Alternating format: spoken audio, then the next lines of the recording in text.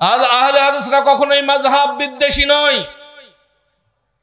আহলে হাদিসরা ইজতিহাদকে স্বীকার করে। ভাবে মালিকি মাযহাব, হাম্বলি মাযহাব, শুধুমাত্র মাযহাবের চারটি নয়, পৃথিবীর বুকে বহু মাযহাব রয়েছে।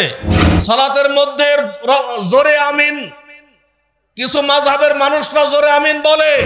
আমি আপনি যত বড়ই বিদ্বান হই না কেন, যে কোনো মুহূর্তে আমার আপনার ভুল হতে পারে, কারণ আমাদের উপরে ওহী নাজিল হয় না, এটাও মানে না। অথচ তারা বলে যে আমরা মাযহাবের অনুসারী। যদি তার গবেষণা কোরআন এবং সহিহ সুন্নাহর বিপরীত হয়ে যায়, তাহলে আহলে হাদিসরা কোরআন এবং সহিহ সুন্নাহকে প্রাধান্য দেয়। আহলে হাদিস আন্দোলন বাংলাদেশ, আসুন পবিত্র কুরআন ও সহিহ হাদিসের আলোকে জীবন গড়ি। আসসালামু আলাইকুম ওয়া রাহমাতুল্লাহি ওয়া বারাকাতুহু। ইন্নাল হামদালিল্লাহ নাহমাদুহু ওয়া নাস্তাঈনুহু ওয়া নাস্তাগফিরুহু ওয়া নাউযু বিল্লাহি মিন শুরুরি আনফুসিনা ওয়া মিন সাইয়্যাতি আ'মালিনা। মান ইয়াহদিহিল্লাহু ফালা মুদিল্লা লাহু ওয়া মান ইউদ্লিল ফালা হাদিয়া লাহু। وأشهد أن لا إله إلا الله وحده لا شريك له وأشهد أن محمدا عبده ورسوله أما بعد। আহলে হাদিস আন্দোলন বাংলাদেশ ও বাংলাদেশ আহলে হাদিস যুব সংঘ জামালপুর সাংগঠনিক জেলা কর্তৃক আয়োজিত আজকের ইসলামী সম্মেলনের সম্মানিত সভাপতি, মাননীয় প্রধান অতিথি, বিশেষ অতিথিবৃন্দ, আহলে হাদিস আন্দোলন বাংলাদেশ এবং বাংলাদেশ আহলে হাদিস যুব সংঘের কেন্দ্রীয় জেলা নেতৃবৃন্দ, আমার সামনে উপবিষ্ট বিভিন্ন অঞ্চল থেকে আগত সমাগত সুধীমণ্ডলী, পর্দার আড়ালে অবস্থানরত মা ও ভগ্নীগণ, সমস্ত প্রশংসা সেই মহান রব্বুল আলামিনের জন্য, যার অশেষ মেহেরবানিতে আমরা আজকের ইসলামী সম্মেলনে উপস্থিত হতে পেরেছি। তাই মহান আল্লাহর শুকরিয়া স্বরূপ সবাই বলি আলহামদুলিল্লাহ। তারপর পরেই বর্ষিত হোক অসংখ্য দরুদ ও সালাম প্রিয় নবী, বিশ্ব নবী, রাহমাতুল লিল আলামিন মুহাম্মদ সাল্লাল্লাহু আলাইহি ওয়াসাল্লামের প্রতি। সম্মানিত উপস্থিতি, আজকের এই সংক্ষিপ্ত সময়ে আমার আলোচনার বিষয় আহলে হাদিস বনাম মাযহাব। আহলে হাদিস কি, মাযহাব কি, আহলে হাদিসদের সাথে মাযহাবীদের পার্থক্য কি, এই বিষয় নিয়ে সংক্ষিপ্ত আকারে কিছু আলোচনা করেই আমার আলোচনাকে ইতি টানবো। আমা তৌফিক ইল্লা বিল্লাহ, আলাইহি তাওয়াক্কালতু ওয়া ইলাইহি উনীব। আহলে হাদিস এর অর্থ হলো কোরআন এবং সহিহ হাদিসের নিঃশর্ত অনুসারী। কোরআন এবং সহিহ হাদিসের যারা নিঃশর্তভাবে অনুসরণ করি, তারাই আমরা আহলুল হাদিস। আহলুল হাদিস বললে কোরআনও বোঝায়, হাদিসও বোঝায়। কারণ আল্লাহ তাআলা পবিত্র কোরআন মাজিদের 14টি জায়গায় কোরআনকে হাদিস বলে আখ্যায়িত করেছেন। যেমন আল্লাহ তাআলা পবিত্র কোরআন মাজিদে ঘোষণা দিয়েছেন, আল্লাহু নাজ্জালা আহসানাল হাদিস কিতাবাম মুতাশাবিহা। আল্লাহ তাআলা সর্বোত্তম হাদিস নাজিল করেছেন, যেটা একটি সামঞ্জস্যপূর্ণ কিতাব, সেটা হলো কোরআন। কোরআনকে আল্লাহ তাআলা হাদিস বলে উল্লেখ করেছেন। অতএব আহলুল হাদিস বললে কোরআন এবং সহিহ হাদিস এর নিঃশর্ত অনুসারীকেই বোঝানো হয়। পক্ষান্তরে মাযহাব, মাযহাব বলতে, মাযহাব মানে হলো চলাচলের পথ। মাযহাব বলতে এক একজন মুজতাহিদের এক একটা ইজতিহাদকে এক একটা মাযহাব বলা হয়। যেমন ইমাম আবু হানিফা রাহিমাহুল্লাহর জামানায় তিনি একজন বড় বিদ্বান ছিলেন। তিনি যে ইসলাম নিয়ে গবেষণা করেছেন, তিনি যে ইজতিহাদ গবেষণা রেখে গেছেন, সেটাকেই বলা হয় হানাফি মাযহাব। ইমাম শাফিঈ রাহিমাহুল্লাহ তিনি একজন বড় বিদ্বান ছিলেন, মুজতাহিদ ছিলেন।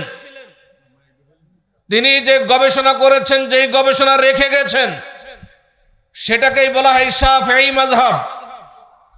অনুরূপভাবে মালিকি মাযহাব, হাম্বলি মাযহাব, শুধুমাত্র মাযহাবের চারটি নয়, পৃথিবীর বুকে বহু মাযহাব রয়েছে।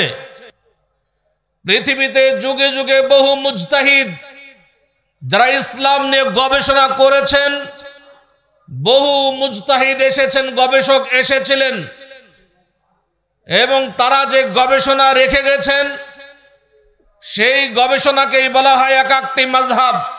অতএব পৃথিবীতে এই চারটি মাযহাবই নয়, বরং আরো বহু মাযহাব রয়েছে। সম্মানিত উপস্থিতি, আহলে হাদিসরা কখনোই মাযহাবকে অস্বীকার করে না। আহলে হাদিসরা কখনোই মাযহাব বিদ্বেষী নয়। আহলে হাদিসরা ইজতিহাদকে স্বীকার করে। এই জন্য আহলে হাদিস আন্দোলন বাংলাদেশ আহলে হাদিস যুব সংঘের 5টি মূলনীতির অন্যতম একটা মূলনীতি হলো ইজতিহাদ বা শরীআত গবেষণার দুয়ার উন্মুক্তকরণ। ইজতিহাদকে আহলে হাদিসরা স্বীকার করে। ইজতিহাদ অবশ্যই জরুরি একটা বিষয়, কিন্তু আহলে হাদিসদের সাথে মাযহাবীদের মূল পার্থক্যের জায়গা হলো আহলে হাদিসরা দলিলের উপস্থিতিতে ইজতিহাদকে গ্রহণ করে না।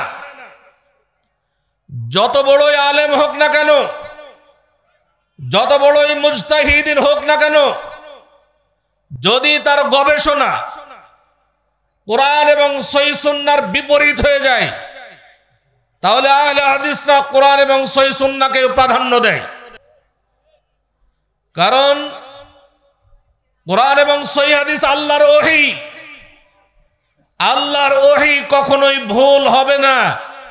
আমি আপনি যত বড়ই বিদ্বান হই না কেন, যে কোনো মুহূর্তে আমার আপনার ভুল হতে পারে, কারণ আমাদের উপরে ওহী নাজিল হয় না। অতএব পৃথিবীর যে কোনো মানুষ যদি কোনো ইজতিহাদ করে, গবেষণা করে, যদি কোনো মত পোষণ করে, সেই ইজতিহাদ গবেষণা মতের বিপরীতে যদি পবিত্র কোরআন এবং সহিহ হাদিসের স্পষ্ট দলিল পাওয়া যায়, তাহলে ইজতিহাদ অকার্যকর হয়ে যায়, দলিলকে গ্রহণ করা ফরজ হয়ে যায়।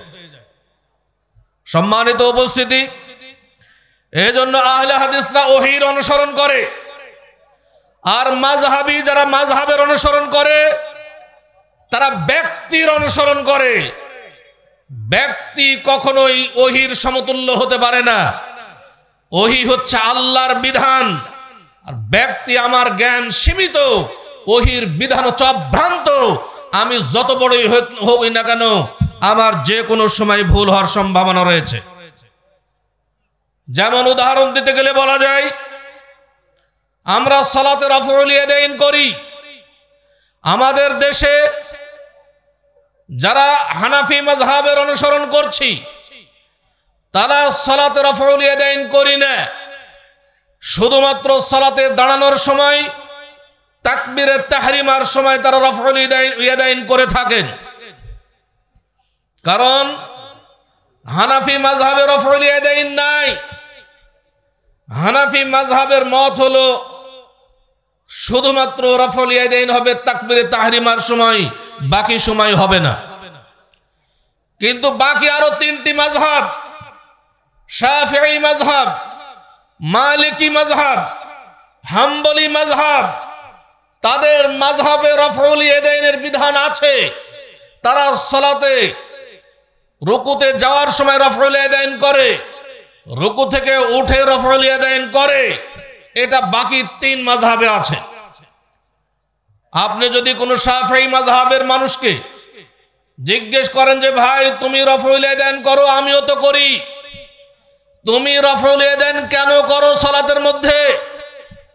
তখন তাদের উত্তর হবে যে আমাদের মাযহাবে রফউল ইয়াদাইনের বিধান আছে, ইমাম শাফিঈ রাহমাহুল্লাহ রফউল ইয়াদাইন করতে বলেছেন, তাই আমরা করি। আর আমরা যারা আহলুল হাদিস, আমাদেরকে কেউ যদি জিজ্ঞেস করে যে তোমরা রফউল ইয়াদাইন করো কেন, তখন আমরা উত্তর দিব যে পবিত্র কোরআন এবং সহিহ হাদিসে রাসূলুল্লাহ সাল্লাল্লাহু আলাইহি ওয়াসাল্লামের সালাতের পদ্ধতির যত হাদিস এসেছে, সেই হাদিসগুলোতে রফউল ইয়াদাইনের বিধান এসেছে। অতএব রফউল ইয়াদাইন এটা ওহীর বিধান, যেহেতু ওহীর বিধানে এসেছে তাই আমরা রফউল ইয়াদাইন করি। তারা একটা ব্যক্তির দিকে সম্বোধন করলো আর আমরা আল্লাহর ওহীর দিকে সম্বোধন করলাম, কোনটা ভালো? আল্লাহর ওহী। সালাতের মধ্যে জোরে আমিন, কিছু মাযহাবের মানুষরা জোরে আমিন বলে। শাফিঈ মাযহাবের মানুষ তারা কিন্তু সালাতে সূরা ফাতিহার পড়ার পরে জোরে আমিন বলে। আমরা আহলুল হাদিস আমরাও জোরে আমিন বলি, কিন্তু তাদেরকে যদি জিজ্ঞেস করা হয় তোমরা জোরে আমিন বলো কেন, তাদের উত্তর হবে ইমাম শাফিঈ রাহমাহুল্লাহ জোরে আমিন বলেছেন, তাই আমরা জোরে আমিন বলি। আর আমাদেরকে জিজ্ঞেস করলে আমরা বলবো রাসূলুল্লাহ সাল্লাল্লাহু আলাইহি ওয়াসাল্লাম সাহাবায়ে কেরাম জোরে আমিন বলেছেন, তাই আমরা জোরে আমিন বলি। সম্মানিত উপস্থিতি, মাযহাবীদের সাথে আহলে হাদিসদের আরো একটা পার্থক্য হলো, আহলে হাদিসরা ওহীর বিধানকে প্রাধান্য দেয়, আর মাযহাবীরা তারা তাদের অনুসরণীয় ইমামের ইজতিহাদকেই প্রাধান্য দেয়। এই জন্য তারা হাদিসকে যাচাই করে মাযহাবের মানদণ্ডে, অর্থাৎ তারা ওই হাদিসকে মানে যেই হাদিস তাদের মাযহাবের ইমামের মতের সাথে মিলে। কিন্তু আমরা মাযহাবের মতকে যাচাই করি হাদিসের মানদণ্ডে, আমরা মাযহাবের ওই মতকে সম্মান জানাই, ওই মতকে আমরা গ্রহণ করি যেই মত হাদিসের সাথে মিলে।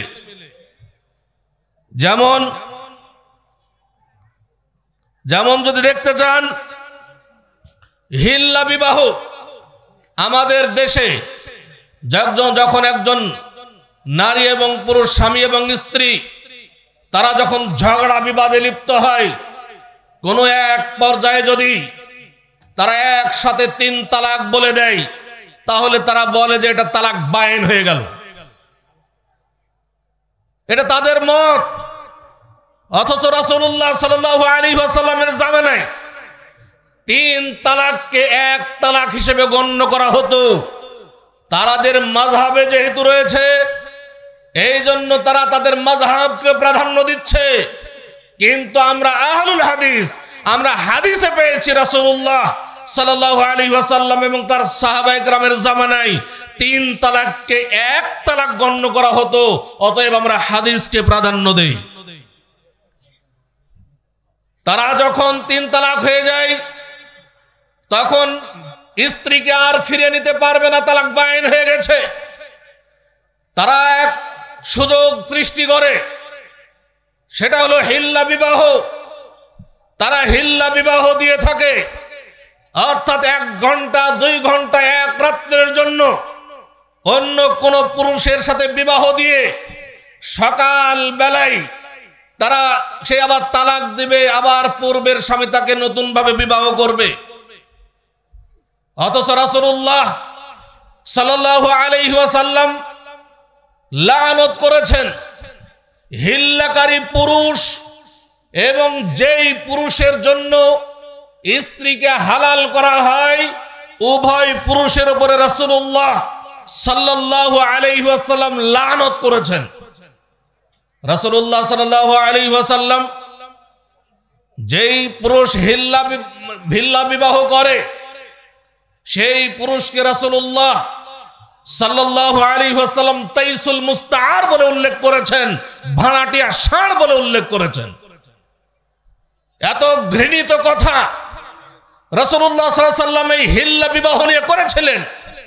এরপরেও এই সমস্ত মাযহাবিরা যেহেতু তাদের মাযহাবে হিল্লা বিবাহ জায়েজ বলা হয়েছে, সেহেতু হাদিসে যতই রাসূল সাল্লাল্লাহু আলাইহি ওয়াসাল্লাম লানত করুন না কেন, যতই তাকে ভাড়াটিয়া ষাঁড় বলুন না কেন, তারা হিল্লা বিবাহই দিয়ে থাকে, কারণ তারা তাদের মাযহাবকে প্রাধান্য দেয় হাদিসের উপরে। আমরা সাম্প্রতিককালে একটা ঘটনা শুনেছি, জেনেছি, ভিডিওতে দেখেছি। এক হুজুরের কাছে এক নারী বিবাহের তালাকের ফতোয়া নিতে গেছে, 3 তালাক হয়ে গেছে। এক মাদ্রাসার মুহতামিম তিনি ফতোয়া দিয়েছেন তাকে হিল্লা করতে হবে। সেই মুহতামিম নিজেই তাকে 2 ঘন্টার জন্য বিয়ে করেছে, সেই মসজিদের সিঁড়িতেই তার সাথে মিলনে লিপ্ত হয়েছে। নাউজুবিল্লাহ। এই ঘটনা আমরা শুনেছি, জেনেছি, দেখেছি। আজকে যারা এই মাযহাবের অনুসরণ করছেন, এই মাযহাবের যারা বড় বড় পণ্ডিত রয়েছেন, যারা বড় বড় উলামায়ে কেরাম রয়েছেন, আজ পর্যন্ত তারা এর বিরুদ্ধে মুখ খোলেননি। তাদের উচিত ছিল সকলের একযোগে তারা এই আহ্বান করার, এই স্লোগান তোলার যে হিল্লা বিবাহ বাতিল করতে হবে, এই হারাম প্রথা বাতিল করতে হবে। আহলে হাদিস আন্দোলন বাংলাদেশ আহলে হাদিস যুব সংঘ এই জামালপুরের এই মঞ্চ থেকে ঘোষণা দিচ্ছে যে বাংলার বুক থেকে এই হিল্লা বিবাহের মতো নোংরা প্রথাকে বাতিল ঘোষণা করতে হবে। সম্মানিত উপস্থিতি, রাসূলুল্লাহ সাল্লাল্লাহু আলাইহি ওয়াসাল্লাম বলছেন, লা নিকাহা ইল্লা বিওয়ালি, বিবাহ বৈধ হবে না ওয়ালি ছাড়া মেয়ের বিবাহ। কোন মেয়ে যদি বিবাহ বসতে চায় তাহলে তার অভিভাবকের অনুমতি লাগবে। অনুমতি ছাড়াই যদি কেউ কারোর সাথে পালিয়ে গিয়ে বিবাহ করে তাহলে তার বিবাহ বাতিল হবে না। রাসূল সাল্লাল্লাহু আলাইহি ওয়াসাল্লাম বলছেন, আইয়ুমা ইমরাতিন নাকাহাত বিগাইরি ওয়ালিহা ফানিকাহুহা বাতিল। যেই নারী তার অভিভাবকের অনুমতি ছাড়াই বিবাহ বন্ধনে আবদ্ধ হলো, তার বিবাহ বাতিল। অথচ এই মাযহাবে, হানাফি মাযহাবের মত হলো কেউ পালিয়ে গিয়ে বিবাহ করলে তার বিবাহ সহিহ। এই জন্য তারা এটাকে মেনে নিয়েছে। হাদিসে রাসূল সাল্লাল্লাহু আলাইহি ওয়াসাল্লাম কঠোর ভাষা উল্লেখ করলেন যে বিবাহ বাতিল হয়ে যাবে ওলি ছাড়া, অথচ তারা এই হাদিসকে মানে না। যেহেতু মাযহাবে এসেছে, অতএব তারা হাদিসকে প্রত্যাখ্যান করে। সম্মানিত উপস্থিতি, আমরা জানি একদা রাসূলুল্লাহ সাল্লাল্লাহু আলাইহি ওয়াসাল্লাম মসজিদে জুমার খুতবা দিচ্ছেন। এমত অবস্থায় একজন সাহাবী সুলাইক আল গাতফানি রাদিয়াল্লাহু তাআলা আনহু তিনি মসজিদে প্রবেশ করলেন, করেই বসে পড়লেন। রাসূলুল্লাহ সাল্লাল্লাহু আলাইহি ওয়াসাল্লাম তাকে জিজ্ঞেস করলেন, এই তুমি কি 2 রাকাত সালাত আদায় করেছো? না আল্লাহ রাসূল সাল্লাল্লাহু আলাইহি ওয়াসাল্লাম, করিনি। কুম ফারকা রাকাতাইন, তুমি দাঁড়াও 2 রাকাত সালাত আদায় করো। সে 2 রাকাত সালাত আদায় করলো। এরপরে রাসূলুল্লাহ সাল্লাল্লাহু আলাইহি ওয়াসাল্লাম উপস্থিত মুসল্লি সকলকে লক্ষ্য করে বললেন, ইযা জাআ আহাদুকুমুল মাসজিদা, যখন তোমাদের কেউ মসজিদে প্রবেশ করবে, ওয়াল ইমাম ইয়াখতুবু, এমত অবস্থায় ইমাম খুতবা দিচ্ছে, ফালিউসাল্লি রাকাতাইন, সেই জন্য 2 রাকাত সালাত আদায় করে, ওয়াল ইয়াতাজাওয়াজ ফীহিমা, এবং 2 রাকাত সালাত যেন সে সংক্ষিপ্তভাবে পড়ে। রাসূলুল্লাহ সাল্লাল্লাহু আলাইহি ওয়াসাল্লাম একজন সাহাবীকে দাঁড় করিয়ে 2 রাকাত সালাত আদায় করালেন। অথচ এই মাযহাবীরা তারা বলে থাকে খুতবা শোনা ওয়াজিব, অতএব ওয়াজিবকে প্রাধান্য দিতে হবে। যদি খুতবা শুরু হয়ে যায় আর নতুন ভাবে কেউ মসজিদে আসে, সে আর সালাত আদায় করতে পারবে না। যুক্তি দিয়ে হাদিসকে, যুক্তি দিয়ে কায়দা দিয়ে, উসুলে ফিকহের কায়দা দিয়ে হাদিসকে তারা প্রত্যাখ্যান করলো। তাদের এই ওয়াজিব হওয়ার কায়দা রাসূল সাল্লাল্লাহু আলাইহি ওয়াসাল্লাম কি বুঝতেন না? নাউযুবিল্লাহ। অনুরূপ ভাবে দেখেন, আমাদের দেশে ফজরের জামাত শুরু হয়ে যাচ্ছে, অথচ পিছে 2 রাকাত সুন্নাত পড়ছে মানুষ। অথচ রাসূলুল্লাহ সাল্লাল্লাহু আলাইহি ওয়াসাল্লাম বলছেন, ইযা উকিমাতিস সালাহ ফালা সালাতা ইল্লাল মাকতুবা, যখন ফরজ সালাত শুরু হয়ে যায় তখন ওই ফরজ সালাত ছাড়া অন্য কোনো সালাত চলে না। এইবার তারা মসজিদে আসলো, সালাত শুরু করলো, অথচ ওই জামাত চলছে।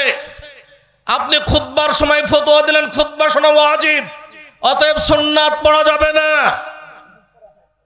কিন্তু ফজরের জামাত যে চলছে, ফজরের জামাতের ফরজ সালাত চলছে, এখানে আপনার ওই যুক্তি কোথায় গেল? ফজরের জামাত ফরজ সালাত চলছে, অথচ তার পেছনে আপনারা সুন্নাত পড়ছেন। আপনারা হাদিসের বিপরীত করছেন, যেন হাদিস যা বলছে তার বিপরীত করাটাই যেন আপনাদের মূলদণ্ড। সম্মানিত উপস্থিতি, আমাদেরকে হাদিসকে মানতে হবে। যে যাই বলুক না কেন, পবিত্র কোরআন এবং সহিহ হাদিসের অনুসরণ করতে হবে। আমি বলবো মাযহাবিরা কোরআন হাদিসও সঠিকভাবে মানে না, মাযহাবকেও সঠিকভাবে মানে না। এর প্রমাণ ইমাম আবু হানিফা রাহিমাহুল্লাহর আকীদা তারা মানে না। ইমাম আবু হানিফা রাহিমাহুল্লাহর আকীদা কখনোই আল্লাহ সর্বত্রই বিরাজমান এই আকীদা ছিল না। ইমাম আবু হানিফা রাহিমাহুল্লাহর আকীদা আল্লাহর নিরাকার, আল্লাহর সিফাতকে অস্বীকার করা ছিল না।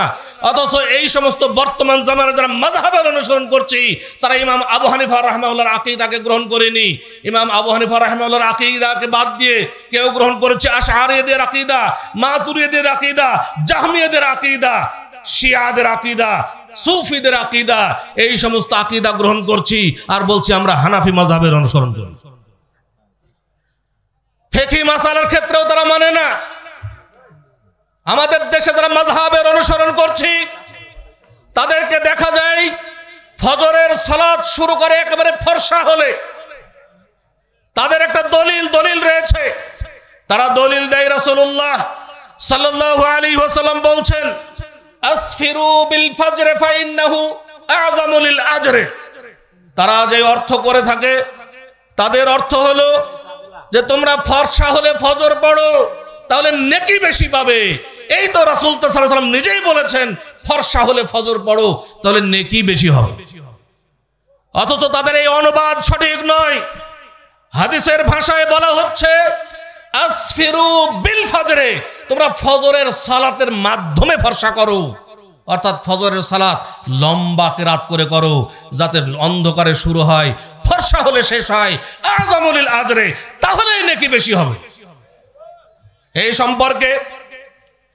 সম্পর্কে যদি আপনি হানাফি মাযহাবের বড় বিদ্বান ইমাম তাহাবী রাহিমাহুল্লাহ তিনি এই হাদিসের ব্যাখ্যায় বলছেন যে ইয়ামবাগি দুখুলু ফিল ফজর ফি ওয়াক্তিত তাগলিস, বলছে যে ফজরের সালাতে অন্ধকারে প্রবেশ করা, অর্থাৎ অন্ধকারে ফজরের সালাত শুরু করা, এটাই উচিত। ওয়াল খুরুজু মিনহা ফি ওয়াক্তিল ইসফার, আর ফর্সা হলে ফজরের সালাত শেষ করা উচিত, কারণ এটাই হচ্ছে মত। তিনি আরো বলছেন যে আসফিরু বিল ফজরে, এই আসফিরু বিল ফজরে এর অর্থ হলো এই আতিলুল কিরাআতা ফিহা, তোমরা এই ফজরের সালাতে লম্বা কিরাত করো। শুধু ইমাম তাহাবী নয়, হানাফি মাযহাবের তিনজন বড় ইমাম রয়েছেন। এক ইমাম আবু হানিফা রাহিমাহুল্লাহ, দুই ইমাম আবু ইউসুফ রাহিমাহুল্লাহ, তিন ইমাম মুহাম্মদ বিন হাসান আশ-শাইবানী রাহিমাহুল্লাহ। তিনজনেই একই মত পোষণ করেছেন যে আসফিরু বিল ফজরের অর্থ ফজরের জামাত দেরি করে শুরু করা নয়, বরং আসফিরু বিল ফজরের অর্থ হলো ফজরের সালাতে লম্বা কিরাত করা, অন্ধকারে শুরু হবে আর ফর্সা হলে শেষ হবে। অথচ তারা হাদিসও মানে না, মাযহাবও মানে না, হাদিসও মানে না, অথচ তারা বলে আমরা মাযহাবের অনুসারী। অতএব প্রত্যেকটা মাযহাবের ইমামরা আহলুস সুন্নাহ ওয়াল জামাতের আকীদার অনুসারী ছিলেন। কেউ যদি প্রকৃতভাবে মাযহাবের অনুসরণ করে তাহলে কমপক্ষে তারা আকীদা সহি হয়ে যাবে। তারা আকীদাও মানে না, ফিকহও মানে না, অথচ তারা বলে যে আমরা মাযহাবের অনুসারী। সম্মানিত উপস্থিতি, এরপরে বহু কিছু আলোচনা রয়েছে। আমরা অনেকেই বলি যে ইমামরাই মাযহাব সৃষ্টি করে গেছেন। আসলে ইমামরা কি মাযহাব সৃষ্টি করে গেছেন? কোন ইমাম মাযহাব সৃষ্টি করে যান নাই। 400 হিজরির আগে কোন মানুষ কোন মাযহাবের অনুসরণ করতো না। 400 হিজরি ইমাম আবু হানিফা রাহিমাহুল্লাহ কত হিজরিতে মৃত্যুবরণ করেছেন? ইমাম আবু হানিফা রাহিমাহুল্লাহ তিনি মৃত্যুবরণ করেছিলেন 150 হিজরিতে। অথচ শাহ ওয়ালিউল্লাহ মুহাদ্দিস আদ-দেওলভী হানাফি মাযহাবের একজন বড় বিদ্বান, তিনি হুজ্জাতুল্লাহিল বালিগার মধ্যে উল্লেখ করছেন 400 হিজরির আগে কোন মানুষ কোন মাযহাবের অনুসরণ করত না। অথচ আমরা এখন তা করছি এবং মনে করছি এটাই ফরজ। অথচ ইমাম আবু হানিফা রাহিমাহুল্লাহ সহ প্রত্যেকটা ইমাম বলে গেছেন, ইদা সাহহাল হাদিস ফাহুয়া মাযহাবি, যখনই সহিহ হাদিস পাবে জেনে রাখো সেটাই আমার মাযহাব, সেটাই গ্রহণ করো।